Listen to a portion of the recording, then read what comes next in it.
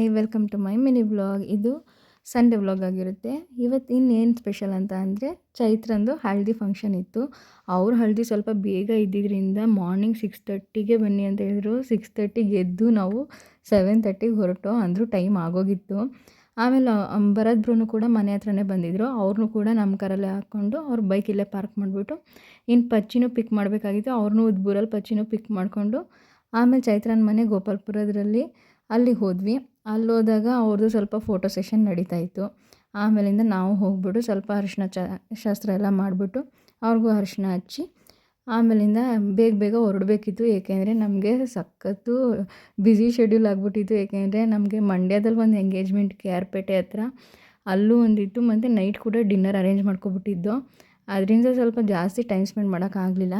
ಒಂದು ಸ್ವಲ್ಪ ಅಲ್ಲೂ ಇದ್ದು ಟೈಮ್ ಸ್ಪೆಂಡ್ ಮಾಡಿಕೊಂಡು ಫೋಟೋ ಸೆಷನ್ ಎಲ್ಲ ಮುಗಿಸ್ಕೊಂಡು ಆಮೇಲಿಂದ ನಾವು ಮನೆ ಕಡೆ ಹೊರಟು ಮನೆ ಹತ್ರ ಬಂದು ನಾವು ತಿರ್ಗಾ ರೆಡಿಯಾಗಿ KRಪೇಟೆಯಲ್ಲಿರೋ ಎಂಗೇಜ್ಮೆಂಟ್ಗೆ ನಮ್ಮ ಅತ್ತೆ, ನಮ್ಮ ದೊಡ್ಡತ್ತೆ, ನಮ್ಮ ಮಾವ, ಚಿಕ್ಕಮ್ಮ ಎಲ್ಲರನ್ನೂ ಕರ್ಕೊಂಡು ಹೊರಟ್ವಿ. ಆಮೇಲೆ ಸ್ವಲ್ಪ ಕಾರು ಕಂಜೆಸ್ಟ್ ಆಗಿದ್ದರಿಂದ ತಿರ್ಗಾ ಮಮ್ಮಿ ಮನೆ ಹತ್ರ ಹೋಗಿ ಟ್ರೈಬರ್ ಎತ್ಕೊಂಡು ಅಲ್ಲಿಂದ ಟ್ರೈಬರಲ್ಲಿ KRಪೇಟೆ ಕಡೆ ಹೊರಟ್ವಿ. ಅದು ತುಂಬ ಸ್ವಲ್ಪ ಲಾಂಗ್ ಆಗಿದ್ದರಿಂದ ಸ್ವಲ್ಪ ಜರ್ನಿನೇ ಆಯಿತು, 2 ಅವರ್ಸು. ಆಮೇಲೆ ಅಲ್ಲೆಲ್ಲ ಹೋಗಿ ಊಟ ಮುಗಿಸ್ಕೊಂಡು ಎಂಗೇಜ್ಮೆಂಟ್ ಮುಗಿಸ್ಕೊಂಡು ನಮ್ಮ ಅತ್ತೆಯವರ ಅಕ್ಕನ ಮಗಂದೇ ಎಂಗೇಜ್ಮೆಂಟ್ ಆಗಿದ್ದರಿಂದ ಹೋಗಲೇಬೇಕಾಗಿತ್ತು. ಆಮೇಲೆ ಎಂಗೇಜ್ಮೆಂಟ್ ಎಲ್ಲ ಮುಗಿಸ್ಕೊಂಡು ಬರಬೇಕಿದ್ರೆ ಟೋಲಲ್ಲಿ ಸಿಗಾಕೊಬಿಟ್ಟು ಅಲ್ಲೊಂದು 20 ಮಿನಿಟ್ಸ್ ವೇಸ್ಟ್ ಆಯಿತು. ತಿರ್ಗಾ ಮನೆಗೆ ಬಂದು ಕೂತ್ಕೊಳ್ಳೇ ಇಲ್ಲ. ತಕ್ಷಣ ಅಡುಗೆ ಸ್ಟಾರ್ಟ್ ಮಾಡ್ಕೋಬೇಕಿತ್ತು. ಏಕೆಂದರೆ ಹುಡುಗಿನ ಊಟಕ್ಕೆ ಕರೆದ್ಬಿಟ್ಟಿದ್ವಿ. ಆಮೇಲೆ ನಾವು ಫ್ಯಾಮಿಲಿನೂ ಕರೆದಿದ್ವಿ. ನಮ್ಮ ಮಮ್ಮಿ ಫ್ಯಾಮಿಲಿ, ನಮ್ಮ ಫ್ಯಾಮಿಲಿ, ಹುಡುಗನ ಮನೆ ಫ್ಯಾಮಿಲಿ ಎಲ್ಲರನ್ನೂ ಕರೆದಿದ್ವಿ. ಅವ್ರಿಗೆಲ್ಲ ಅಡುಗೆ ಎಲ್ಲ ಮಾಡಿಬಿಟ್ಟು ಅವ್ರಿಗೆಲ್ಲ ಊಟಕ್ಕೆ ಬಡಿಸಿ ಆಮೇಲೆ ಕಳಿಸ್ಕೊಡ್ಬೇಕಾಗಿತ್ತು. ಅದಕ್ಕೆ ಪೆಪ್ಪರ್ ಡ್ರೈ, ಕಬಾಬು, ದೊನ್ನೆ ಬಿರಿಯಾನಿ ಎಲ್ಲ ಮಾಡ್ತಾಯಿದ್ವಿ.